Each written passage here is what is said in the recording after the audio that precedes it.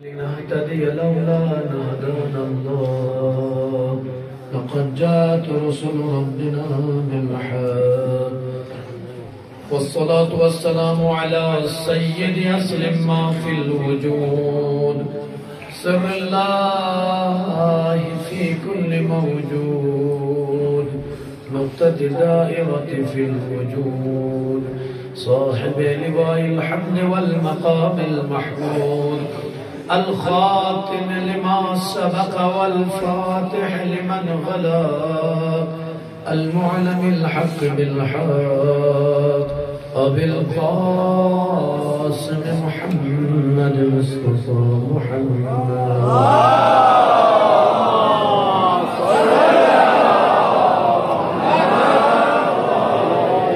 وآله الطيبين الطاهرين المعصومين المظلومين المنتجبين أما بعد قال الله تبارك وتعالى في محكم كتاب المجيد وهو أصدق الصادقين وقوله الحق بسم الله الرحمن الرحيم وما خلقت الجن والإنس إلا ليعبدون درود بر محمد وآل محمد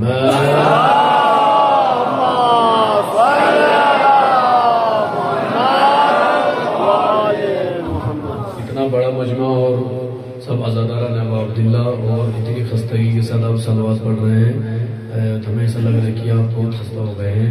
اگر آپ خستہ نہیں ہیں سننے کے لیے آمادہ ہیں تو اس سے بہتر ہے کربلائی صلوات پڑھے محمد وآل محمد.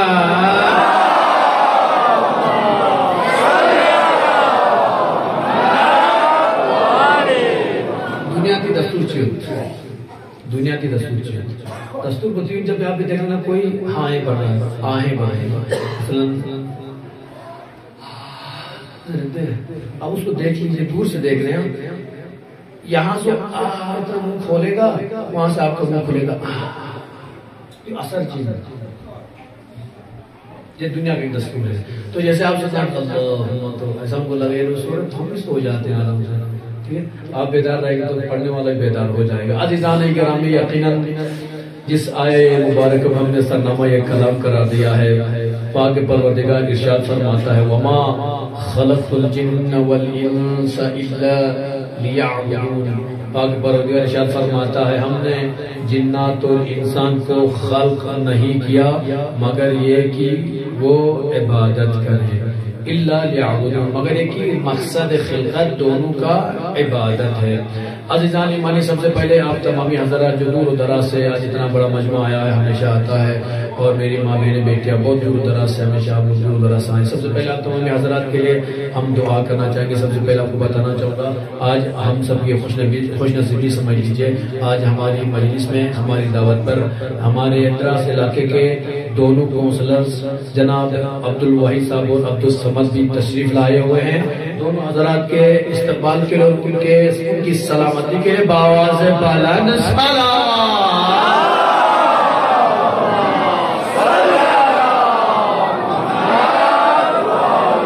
یہی طرح حسین کی پہچان ہے اور یہی عزاداروں کی پہچان ہے اور یہی ہماری پہچان ہے. آج اگر ہمارے پورے دراز علاقوں کو پریزنٹ کرتے تو یہ ہمارے دونوں شخصیات ہیں.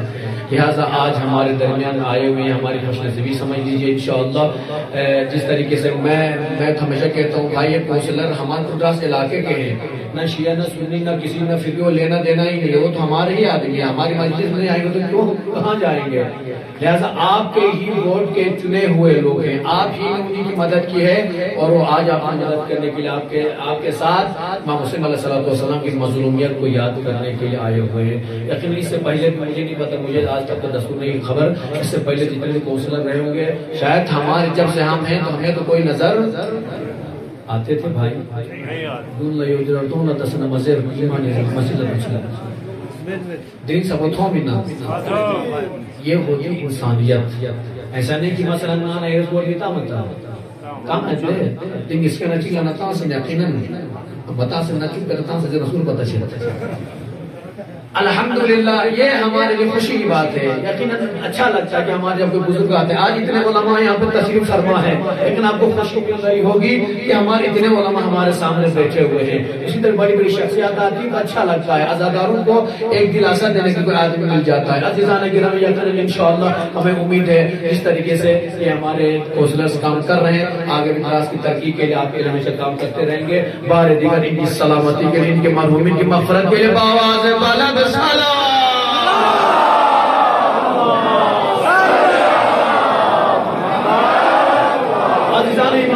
یقیناً دامن و گنجائش کا مرضی جلدی لچن مطالب باقی زحمت کو تمام کرنا مقصود ہے.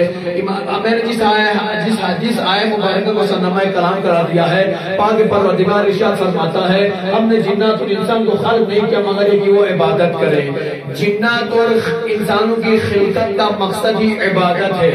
آج ہم یہ نہ سمجھے کہ نہ صرف عبادت بات نہیں، خدا کی عبادت جنات کے ساتھ انسان بھی کرتے ہیں، انسان کے ساتھ جنات بھی کرتے ہیں. اب جو لوگ سوال کرتے ہیں آیا جنات کی وجود چاہیے تو ہمیں جناتوں کا وجود ہے یا نہیں، اس آیت سے ثابت ہو رہا ہے کہ جنات کا بھی وجود ہے، تبھی تو خدا کی عبادت کر رہے ہیں. عزیزان گرامی، دنیا کے جس گوشوں کا نام میں جائیے، دنیا کی ہر وہ شے جو دنیا میں وجود اور حیات رکھتی ہے وہ خدا کی عبادت کرتی ہے، چاہے وہ چرند ہو، چاہے وہ پرند ہو، چاہے وہ کوئی دوسرا جانور ہو. یہاں تک کہ امام علی علیہ السلام کی حدیث کا وہ جملہ کہ کائنات کی ہر شے اپنے اعتبار سے خدا کی عبادت کرتی ہے. جس طریقے سے ہم انسانوں کے اعتبار سے، ایسا نہیں کہ حیوان خدا کی عبادت نہیں، حیوانات بھی، کل کائنات کی ہر شے خدا کی عبادت کرتی ہے. اور میں دعا کروں گا خدایا ہم سب کو حقیقی عبادت گزاروں میں شمار فرماؤ. عزیزان گرامی، لیکن عبادت کے انداز الگ الگ ہے، عبادت کرنے کی اسٹائل الگ الگ ہے، عبادت کے طریقے الگ الگ ہے، لیکن ہم مقصد ہے عبادت کرنا. لوگ شیخ بارہمد پوچھتے ہیں کہ جو ہم سنی والی نماز پڑھیں یا شیعہ والی نماز پڑھیں. میں بولتا ہوں اگر مسلمان پہلے نماز تو پہلے نماز پڑھنا تو سیکھ، مسجد میں جانا تو سیکھ، بعد میں دیکھ لیں گے تم کو کون سی نماز پڑھنی ہے، ہاتھ کھول کے نماز پڑھنی ہے، ہاتھ باندھ کے نماز پڑھنی ہے. پہلے تم خدا کے تو بن جاؤ. جو بندہ خدا کا نہیں ہو سکتا نہ وہ شیعہ کا ہو سکتا نہ سنی کا ہو سکتا ہے، بندہ خدا کا ہی نہیں ہے. پہلے میں کہ خدا کے بن جاؤ، اس کے بعد چلے تم کوئی سی بھی نماز، جو دل کرے نماز پڑھو. پہلے مسجد آنا شروع کرو، عبادت کرنا شروع کرو. لہذا عزیزان گرامی، ہم اور آپ کی عبادت ایسی ہے. پیغمبر اکرم صلی اللہ علیہ وسلم کے زمانے ملتا ہے ایک جوان آیا، ہم اور آپ جیسا جوان آیا اور نماز میں مصروف ہو گیا. پیغمبر یہاں اصحاب کو درس دے رہے ہیں، پیغمبر کے اصحاب درس کو سماعت کر رہے ہیں. اتنے میں جوان باہر سے آیا اور عبادت میں مصروف ہو گئے، اسے رکوع سجود انجام دے رہا ہے. پیغمبر اکرم صلی اللہ علیہ وسلم نے اصحاب سے فرمایا میرا سب یاد رکھنا، اگر یہ جوان اس حالت میں مر جائے گا تو وہ میرے امتیوں میں نہیں مرے گا، وہ مسلمان نہیں مرے گا. یعنی بیچارہ نماز پڑھ رہا ہے اور پیغمبر اسلام سلام دے رہے ہیں، اگر یہ اس وقت مر گیا تو یہ مسلمان نہیں مرے گا، یہ مجھ پر ایمان لایا ہی نہیں ہے. اصحاب پیغمبر نے پوچھا یا رسول اللہ بات کیا ہے، کیوں اتنی زیادہ نماز پڑھ رہا ہے؟ پیغمبر نے فرمایا جس طریقے سے یہ رکوع انجام دے رہا ہے، جس طریقے سے یہ سجدہ انجام دے رہا ہے، یہ رکوع نہ خدا کو چاہیے، نہ یہ سجدہ خدا کو چاہیے، نہ یہ عبادت خدا کو چاہیے. اس کی نماز میں صرف ہمیں اٹھک بیٹھک نظر آتا ہے، خضوع و خشوع نظر ہی نہیں آتا. بس میرے رب کو ایسی عبادت کی ضرورت ہی نہیں ہے.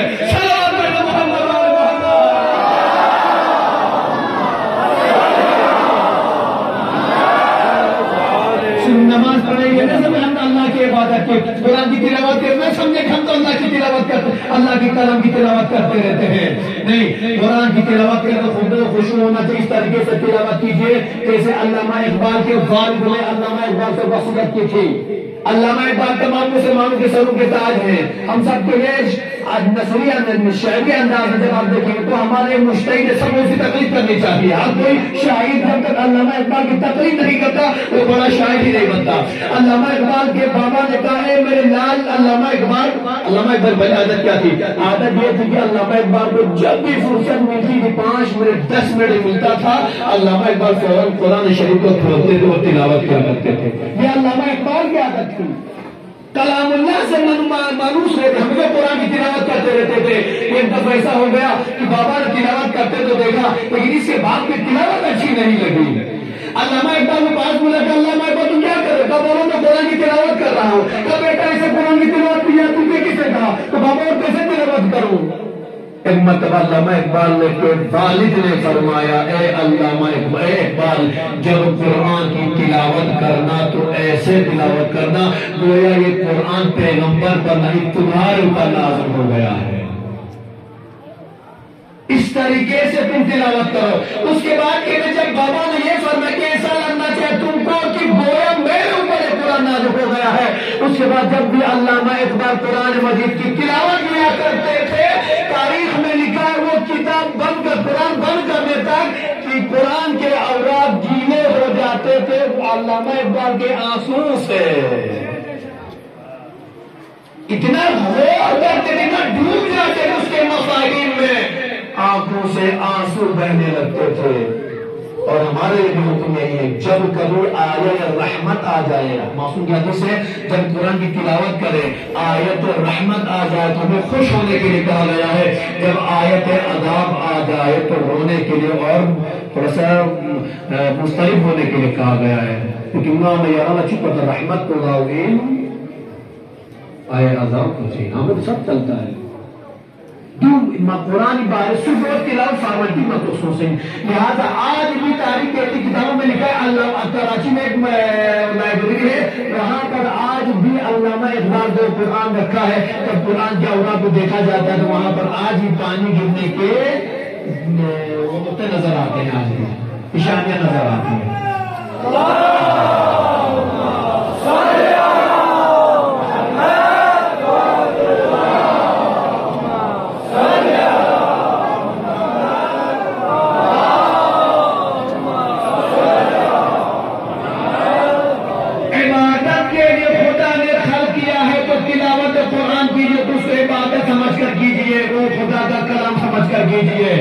اور جب نماز پڑھیے تو اس طریقے سے نماز پڑھیے گویا کہ اس ٹائم پورا آپ 100% حضور قلبی کے ساتھ خدا کے سامنے کھڑے ہیں۔ اور عزیزان گرامی یقیناً تاریخ میں ملتا ہے امام جعفر صادق علیہ السلام کا زمانہ ہے، ایک یہودی عالم دین امام صادق علیہ السلام کی خدمت میں آتے ہیں، آنے کے بعد کہتا ہے مولا اجا مجھے فرما دی کہ امام صادق علیہ السلام فرماتے ہیں یہودی عالم دین امام علی کے زمانے میں آئے امام علی کے پاس، امام صادق علیہ حدیث کے بعد بھی ہے، فرماتے ہیں یہودی عالم امام علی کے پاس آئے، آ کر امام سے پوچھتے ہیں مولا یہ بتائیے جب ہم نماز کی بات کرتے ہیں خضوع خشوع کی بات کرتے ہیں، کیا آپ نے نماز میں کبھی اللہ کو دیکھا ہے؟ یہودی عالم سے بولتے کیا آپ نے کبھی اللہ کو دیکھا ہے؟ ایک مرتبہ مولا نے فرمایا یہ شخص پہ عالم خود کیسا سوال کر رہا ہے، اللہ تعالیٰ ان ظاہری آنکھوں سے نظر لن ترانی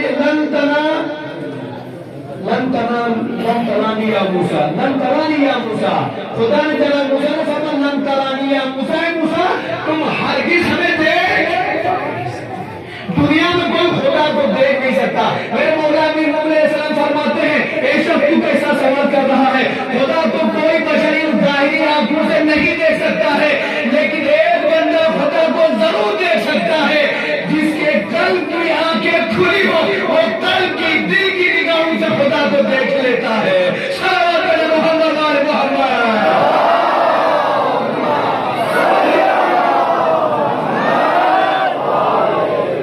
اسی لیے تو امام سجاد علیہ السلام کی عبادت کے بارے میں مولا کے چوتھے امام، جب امام علیہ السلام نماز کے لیے کھڑے ہو جاتے تھے، جب قیام فرماتے تھے بدن میں لرزہ پیدا ہوتا تھا، وجہ کیا تھی؟ وجہ یہ تھی کہ امام کو پتا تھا میں کسی بزرگ ہستی کے سامنے کھڑا ہوں جس کے سامنے کھڑا ہونے کا میں لائق کیوں ان عبادت کو وأنا يريد فولنتوس ما قلت بتمنتي ما هو اليوم تفسيري وأنا يريد خضوع خشوع كيخشروا بس ما غير خشوع شروع سألني ما غير تخمنا ما تخمنا بطن کا خشوع ہوتی ہے ما غير خشوع شروع اور زیادہ تو لمبے بال رکھتے ہیں جب تو ہے خشوع شروع کھش ہونے شروع ہے کش اور کچھ نہ صحیح ایک خط سنگائے لگے سنگائے کھش ایک مٹی کرے گے کھش وجہ چین ہم دوسری طرف سے خوش بھی آ جاتے ہیں. بھائی ایسا لگ ہی نہیں رہا کہ یہ عبادت میں کھڑا ہے، بلکہ ایسا لگ رہا ہے کہ یہ خوشی کے پروموشن میں کھڑا ہو گیا ہے. وجہ دین کہ ہمیں خود خوشو نہیں ہے. مسلمان جب نماز کے لیے کھڑے ہو جاؤ تو اس طریقے سے کھڑے ہو جاؤ، اس طریقے سے خود خوشو اپنے اندر لاؤ جس طریقے سے ہمارے آپ کے پہلے امام علی بن ابی طالب علیہ السلام کھڑے ہوتے تھے.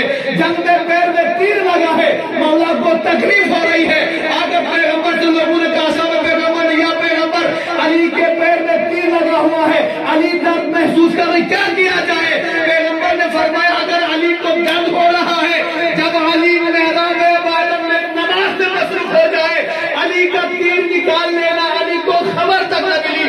پیغمبر کے ساتھ فرماتے ہیں وہی ہم نے کام کیا. جب علی نماز میں مصروف ہو گئے، ہم نے علی کے بدن سے تیر نکالا تک بھی علی کو خبر بھی نہیں ہوئی. نماز ختم ہو گئی.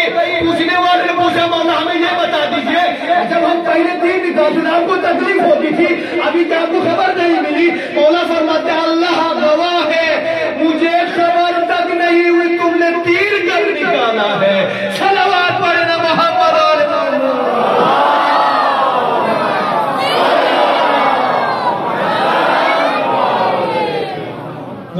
رانا سب سے اگر شنیز پیشو کوئی چھوٹے کھلا پتہ نہیں تیر کی دعا سے ہوئی. لہذا عزیزان گرامی عبادت یا خضوع خشوع کو کوشش کرو. امام علی علیہ السلام کے بارے میں ملتا ہے جناب کمیل کا بھی نام سنا ہے، کمیل ابن زیاد کا ہے. دعائے کمیل تو پڑھتے ہو نا مسلمان، پڑھتے نہیں پڑھتے دعائے کمیل انشاءاللہ ہر شب جمعہ حجر تلاوت کرتے مولا کے چاہنے والے. التماس سے تھوڑا سا آگے جائے، اسی جگہ ہم پڑھ رہے ہیں، تھوڑا سا تشریف سا پڑھتے ہیں اسی جگہ ہم پڑھ رہے ہیں. آپ سب پڑھ رہے ہیں صلوات پڑھتے ہیں آگے جائے. اللہ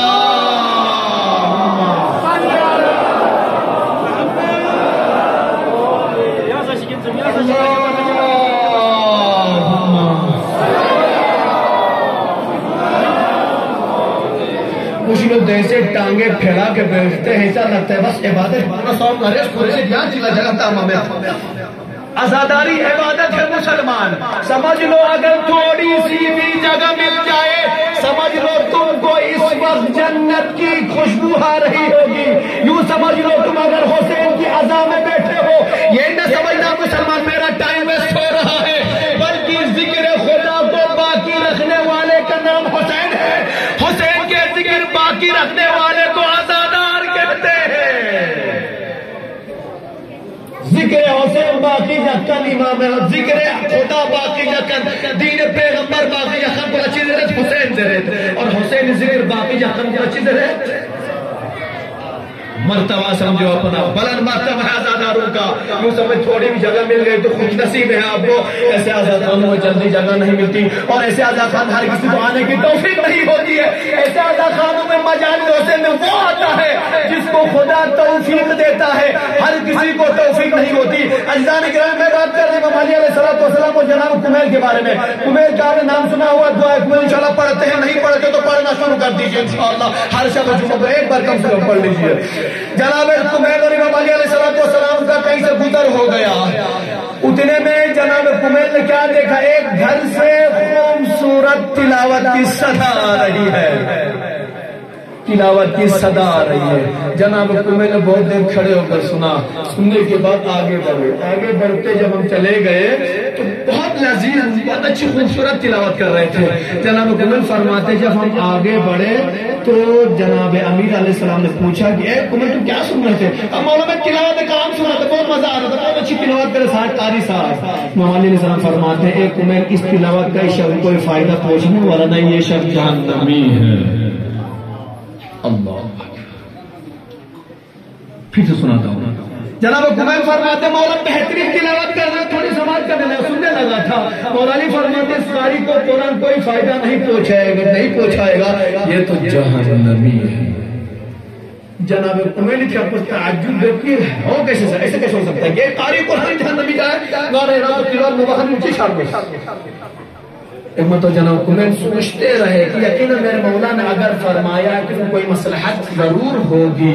تاریخ کہتی ہے جب جنگ نہرواں آئی ہے جب جنگ نہرواں آئی ہے، جنگ نہرواں جب شروع ہو گئی، مولا کے دشمن مولا کے مقابلے میں آئے اور مولا نے سب کا قلم سر قلم کرنا شروع کر دیا۔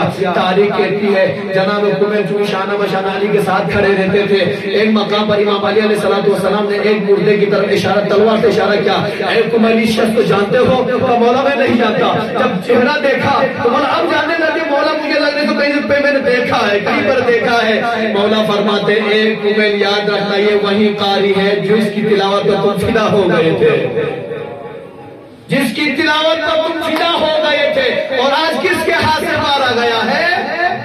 علی علیہ السلام کے ہاتھ سے۔ اب بتاؤ مسلمان، کوئی انسان کوئی قاری علی کے مقابلے میں جنگ کرنے کھڑا ہو جائے، وہ جنتی ہو سکتا ہے، جہنمی ہو سکتا ہے۔ جناب کمیل فرماتے ہیں اب مجھے بات سمجھ میں آ گئی، میرے مولا نے پہلے فرمایا تھا کہ اس کو کوئی تلاوت فائدہ نہیں پہنچے، جہنمی ہے۔ آج یہ شخص کائنات کے امام کے مقابلے میں جنگ کے لیے آمادہ ہو گیا ہے، لہذا ایسے لوگوں کا ٹھکانہ جہنم کے علاوہ کوئی نہیں ہو سکتا ہے۔ تمام عزاداروں کے لیے باواز سلامتی کے لیے باواز بلند صلوات۔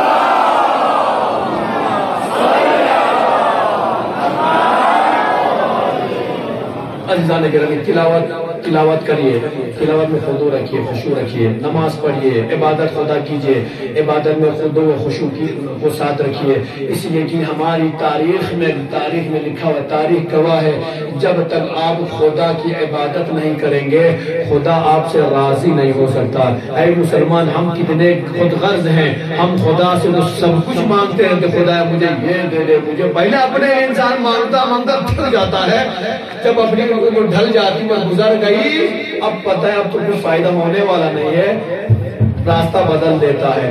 آج تک انسان مطلب اتنا خودت انسان اپنے لیے مانگ رہا تھا، اب یوں چل لے لیا اور اپنی اولاد کے لیے مانگنا شروع کر دیا۔ اولاد کی تھوڑی بہت بات بن گئی یا کام بن گیا، اب پھر آگے راستہ اور چینج کر دے گا، میرے پوتے کو دے دے، میری پوتی کو دے دے۔ صرف لینے کی چکر میں مسلمان رہتا ہے، ہم مسلمان لینے کی چکر میں رہتے ہیں، کبھی دینے کی چکر میں۔ خدا کہتا ہے کہ میں نے جنات اور انسان کو خلق نہیں کیا مگر یہ کہ وہ میری عبادت کرے۔ اے مسلمان، ہو ہی نہیں سکتا ایک مسلمان پنجگانہ نماز کا پابند ہو اور وہ ہر وقت خدا کو یاد کرتا ہو، میرا رب ذوالجلال اس مسلمان کو یاد نہ کرے، اس کی طرف نظر کرم نہ فرمائے، یہ ہو ہی نہیں سکتا۔ اس لیے کہ عزیزان گرامی، جب ہمارا رابطہ خدا سے ہوگا خدا بھی ہم سے رابطہ کرے گا۔ جب ہم خدا کو چھوڑ دیتے ہیں یاد کرنا، خدا بھی ہمیں یاد کرنا چھوڑ دیتا ہے۔ پھر ہم دنیا کے ہر در میں جا کر ٹھوکریں مارتے ہوئے نظر آتے ہیں۔ ہم کتنے خودغرض ہیں، خدا کے گھر پر جا کر ماتھا ٹیک کر خدا سے نہیں مانگیں گے، جائیں گے بڑے افسروں کے پاس، بھیا مالا دیو، تم مالا دیو، تم مالا دیو، من مالا دیو، پھر خدا سے کبھی نہیں مانگیں گے، خودغرض بن جاتا ہے انسان۔ تو عزیزان گرامی، ہمیشہ خدا سے رابطہ رکھیے، جب تک آپ رابطہ رکھیں گے خدا ہمیشہ آپ کی طرف نظر کرم فرمائے گا۔ اسی لیے تو خداوند عالمین نے قرآن مجید میں ارشاد فرمایا، ان تنصروا اللہ ان تنصروا اللہ ینصرکم، اگر تم میری مدد کرو گے تو میں تمہاری مدد کروں گا۔ یعنی کیا ہم خدا کی مدد کر سکتے ہیں؟ کر سکتے ہیں؟ دن سے 10 روپے تھا ان تنصروا اللہ ینصرکم، تم میری مدد کرو میں تمہاری مدد کروں گا۔ خدا تو آفر دے رہا ہے۔ اسے جنتی کونسلر مجھے بتا، یہ رسم والا ہوا تو میں یہاں پلاسٹک چتا میں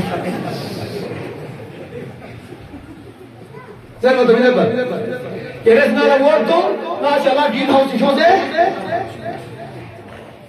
جاؤ تو خدا بھی آفر دے رہا مسلمان، تنصروا اللہ ینصرکم، تم خدا کی مدد کرو خدا تمہاری مدد کرے گا۔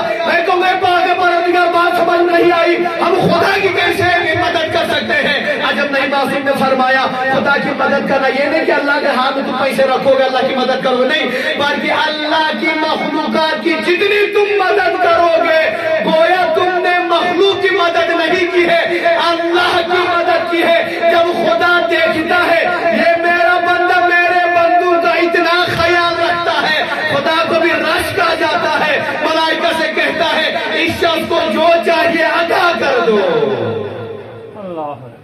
یہ جذبہ ہمارے اندر ہونا چاہیے. خدا کو یاد رکھے انشاءاللہ. عبادتوں میں ہمیشہ دعاؤں میں غریب کو بھی یاد رکھیے اور مومنین کے لیے دعا کیجیے. ہمیشہ دین اسلام کی بلندی کے لیے دعا کیجیے, پرچم اسلام کی بلندی کے لیے دعا کیجیے. آج نماز کے دشمن بہت ملیں گے, روزے کے پابند, روزے کے دشمن بہت ملیں گے, عزاداری کے دشمن بہت ملیں گے. اگر ہم بھی نماز کے دشمن بن جائیں, ہم بھی روزے کے دشمن بن جائیں, ہم بھی خمس و زکات کے دشمن بن جائیں, آج عزاداری کے دشمن تو تھے ہی, ہم اس میں اپنا کردار ادا کریں تو کون نتی کا چی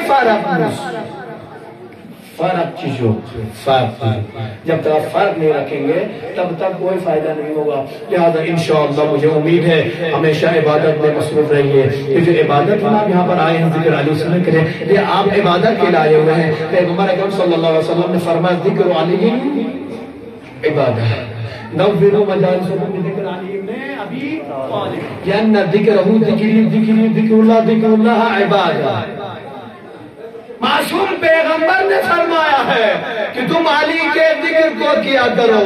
ذکر علی عبادت, علی کا ذکر کرنا عبادت ہے. اب عبادت کی بات چلے پاس سامنے آ گئی تو بتاتا چلوں پیغمبر نے جب فرمایا ذکر علی عبادت, علی کا ذکر کرنا عبادت ہے. جیسے پیغمبر نے ارشاد فرمایا, حضرت عائشہ رضی اللہ تعالیٰ عنہ فرماتی ہے میں کھڑی ہو گئی اور پوچھتی ہوں پیغمبر, یا پیغمبر آپ نے جو فرمایا ہے ذکر علی عبادت, علی کا ذکر کرنا عبادت ہے, یا رسول اللہ ہو سکتا ہے کہ ایسا زمانہ بھی آ جائے جب علی زندہ نہ رہے, اس وقت لوگ محروم ہو جائیں گے. پیغمبر نے فرمایا عائشہ اگر اس زمانے میں علی زندہ نہ رہے تو حب علی کی عبادت, علی کی محبت دل میں رکھنا عبادت ہے. چاہے علی اس دنیا میں ہو چاہے نہ ہو, لیکن اس مسلمان کے دل میں اگر علی کی محبت ہے تو وہ اس عبادت میں شامل ہے. صلوات پڑھنا محمد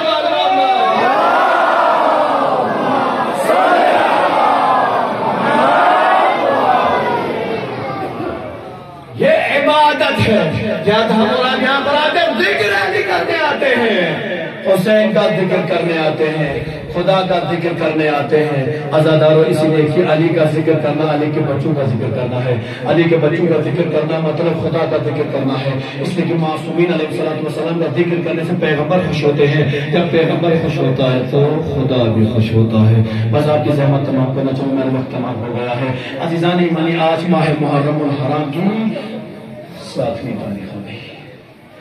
یقیناً انشاءاللہ سب سے پہلے بات بھول نہ جاؤں, تمام عزاداروں سے کہنا چاہوں گا کل انشاءاللہ کل مٹائی میں ٹھیک 10 بجے مجلس ہے اور کل مٹائی میں 8 محرم کو جلوس عزا برپا ہوگا. لہٰذا انشاءاللہ آپ تمام کو دعوت دی گئی, تمام علماء کو بھی, تمام سادات کو بھی, تمام عزاداروں کو مٹائی کے تمام مومنین نے دعوت دی. لہٰذا ضرور تشریف لے جائے گا اور ان عزا کو باقی رہنا یہ ہم سب کی ذمہ داری ہے. اور 9 محرم کو بھی مراد باغ سے گوشت جاتا ہے, اس میں شرکت کی آپ کو دعوت دی گئی ہے. یلگو میں نکلتا ہے وہاں پہ شرکت کی دعوت دی گئی آپ سب کو, اور ایک تھوڑی اس میں جلوس نکلتا ہے وہاں پر بھی آپ تمام حضرات کو شرکت کی دعوت دی گئی. انشاءاللہ ضرور تشریف لے جائیے گا. عزیزان کرام 7 محرم آ گئی, ہم دیکھتے تھے عزا حسین کب آئے, حسین کا عزاداری کے دن کب آئیں گے. ہم یہ پوچھتے رہتے تھے علماء, بڑے بڑے علماء سے بچے ہم تو پوچھتے تھے مولانا یہ عزاداری کب آ رہی ہے, یہ ماتم کب شروع ہو رہا ہے. میں بچوں سے کہوں گا جوان بہتر جانتے ہیں, بزرگ بہتر جانتے ہیں. عزا کے دن آ گئے اور عزا کے دن چلی گئے. 7 تاریخ آ گئی, اب وہ دن قریب آ رہے ہیں. سمجھ لیجئے 7 تاریخ تک امام حسین علیہ السلام کا گھر آباد تھا. 7 محرم سپا آباد دن امام حسین علیہ السلام کے اوپر آج کی یہ 7 تاریخ کربلا معاہدہ میں وہ تاریخ تھی جس دن یزیدی لشکر نے حسین اور حسین کے آل کے اوپر پانی بند کر دیا تھا. جب امام حسین علیہ السلام 2 محرم کو وارد کربلا ہو گئے تھے, جب وارد کربلا ہو گئے تو امام حسین علیہ السلام نے حضرت عباس علمدار سے فرمایا عباس جاؤ خیمے لگا دو. خیمے لگائے, کس طرف خیمے لگائے, اس طرف خیمے لگا دیا گیا جس طرف پانی تھا. انسان اسی جگہ بستا ہے جہاں پر پانی ہوتا ہے. حضرت علمدار عباس نے پانی اطراف میں جا کر حسین کے خیمے لگا دیے ہیں. تاریخ کہتی ہے لیکن جب 7 محرم آیا یزیدی لشکر کا فرمانبردار آیا, آ کر حسین سے کہتا ہے حسین حکم ہوا ہے ہمیں کہ آپ اپنے خیموں کے پانی کے اطراف سے ہٹا دیں. اب کہیں اور خیمے لگا پانی کے پاس نہیں۔ یہی وہ تاریخ تھی جس دن حضرت عباس علیہ السلام علمدار کربلا نے اپنی تلوار کو نیام سے نکالا، آگے بڑھ کر کہتے ہیں جب نہ ولد الزنا، کیا تم حسین کے بچوں کو ترسانے اور حسین کے اوپر تم پانی بند کرنے کے لائے ہو؟ تم حسین کو ڈرا رہے ہو کہ حسین کے خیمے یہاں سے ہٹے؟ اس میں ہمت ہے حسین کے خیموں کو یہاں سے ہٹا دے، جب تک عباس زندہ ہے خیموں کو کوئی نہیں ہٹائے گا۔ تاریخ کہتی ہے عباس کو حسین نے پاس بلایا، امام حسین نے فرمایا عباس ابھی 10 محرم کربلا کا واقعہ باقی ہے۔ عباس حسین نے ہر جگہ عباس کو روکا ہے، ہر جگہ عباس کو روکا ہے۔ جیسے میرا مولا نے فرمایا علمدار ابھی تو 10 محرم باقی ہے، ابھی تو عاشورہ ہونا باقی ہے۔ علمدار نے تلوار کو نیام میں رکھا، حسینی خیمے ہٹائے گئے۔ یہی 7 محرم تھی جس دن حسین کے اوپر، حسین کے بچوں کے اوپر پانی بند ہو گیا تھا۔ میں عزاداروں سے کہتے رہتا ہوں، ہمیشہ کہتا ہوں، آج بھی کہوں گا، 2 گھنٹے 3 گھنٹے کی عبادت کے آپ یہاں آتے ہیں، عزاداری میں آتے ہیں، سب کو پانی کی ضرورت ہے۔ کوئی ہاتھ اٹھا مجھے پانی پلا، کوئی کہتا مجھے پانی پلا، کوئی کہتا مجھے پانی پلا۔ میں کہتا ہوں عزاداروں اگر کربلا دل میں لے کر آؤ گے کبھی پانی نہیں مانگو گے۔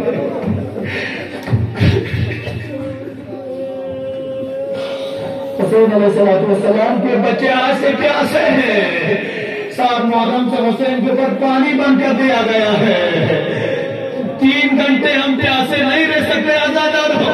حسین کے بچوں سے پوچھئے 3 دن تک کیسے پیاسے رہے؟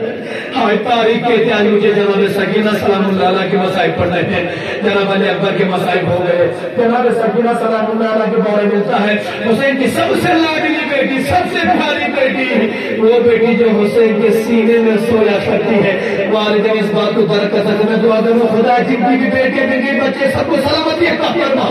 حیات اللہ نے مظلوم کربلا بچے جب چھوٹے ہوتے ہیں اکثر وہ یا ماں باپ کی گود میں بیٹھتے ہیں یا ماں جب لیٹے ہیں تو ان کے سینے پر سوار ہوتے ہیں، سینے پر سوار ہوتے ہیں۔ تاریخ کہتی ہے حسین کی لاڈلی سکینہ سب سے چھوٹی بیٹی ہے نا بتا رہا ہوں، حسین جب بھی لیٹتے ہیں جب بھی آرام فرماتے ہیں حسین کے سینے پر سوار ہو کر سوتی ہے۔ آج جب 10 محرم آج سکینہ کی حالت پوچھئے، آج اس سکینہ کو بابا کا سینہ نصیب نہیں ہو رہا ہے۔ آیا درداران مظلوم کربلا حسین کو اپنے بچوں کی فکر ضرور تھی، یقیناً امام حسین علیہ السلام نے علمدار عباس کو جانے کی اجازت نہیں دی، لیکن جب جناب سکینہ نے اپنے بچوں کو سمجھ جمع کر کے بابا صاحب انتجا کی بابا پیاس مارے نام نہیں ہوگا۔ آیا درداروں سینے میں سونے والی سکینہ آج ماں سے گھوٹ پانی طلب کر رہی ہے۔ حسین کو جب دیکھا آخر میں سکینہ پانی مانگ رہی ہے، عباس کو پاس بلایا، عباس سکینہ چاپ کے پیاسے جام ملک ہو رہی ہے، سکینہ کے لیے پانی لے کر آؤ۔ علمدار عباس پانی لانے گئے ہیں، سکینہ نے بچوں کو جمع کیا ہے، کٹورے ہاتھ میں لیے ہوئے ہیں، بچوں سے کہے بچوں میرے چچا کے لیے دعا کرو، ارے میرے چچا میرے پورا پہنچ گئے ہیں، کچھ دیر بعد ہمیں پانی ملے گا۔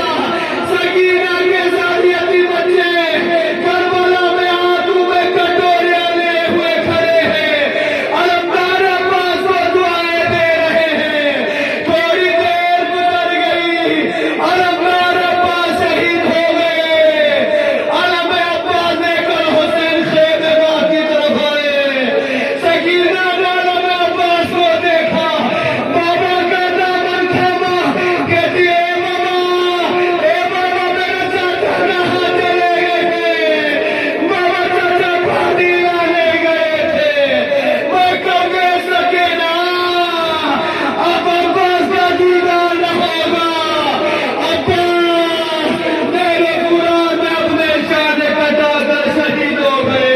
حیات اللہ نے مظلوم کربلا سکینہ کی آس باقی ہے کہ عباس باقی تھے، سکینہ کی آس باقی رہی جب تک حسین زندہ تھے، لیکن عزادار آخری جملہ کہہ کر آپ کی زحمت تمام کرنا چاہوں گا۔ بچے محبت چاہتے ہیں، بچوں کو پیار چاہیے، بچوں کو لاڑ چاہیے۔ عزادار کربلا کے بچوں کی طرف نظر کیجیے، جب روز عاشورہ حسین شہید ہو گئے ہیں، جب خیمہ گاہ حسینی پر آگ لگا دی گئی، بچے خیمے سے نکل کر دوسرے خیمے میں جاتے ہیں، دوسرے سے تیسرے کی طرف۔ راوی مسلم کہتا ہے روشنی کو دیکھا، ہر جس کے دامن میں آگ لگی ہے روتی ہوئی مقتل کی طرف جا رہی ہے، کہہ رہی ہے بابا میں آپ کی لاڈلی سکینہ، بابا بابا سکینہ کو آواز دو، بابا آپ کہاں رہ گئے؟ شاید ہی شکایت کی ہوگی، اے بابا سکینہ کی طرف دیکھیے، بابا سکینہ کے سر پر چادر نہیں، بابا سکینہ کے گوشوارے نہیں، بابا سکینہ کے کانوں سے خون جاری، بابا اے بابا جن رخساروں پر آپ بوسہ دیتے تھے آج دشمن تماچے مار رہے ہیں، بابا بابا آواز دیجیے آپ کہاں ہیں؟ مجھے آپ کے سینے کی یاد آ رہی ہے۔ رحمت اللہ علی القوم الظالمین وصلی علی الذین ظلموا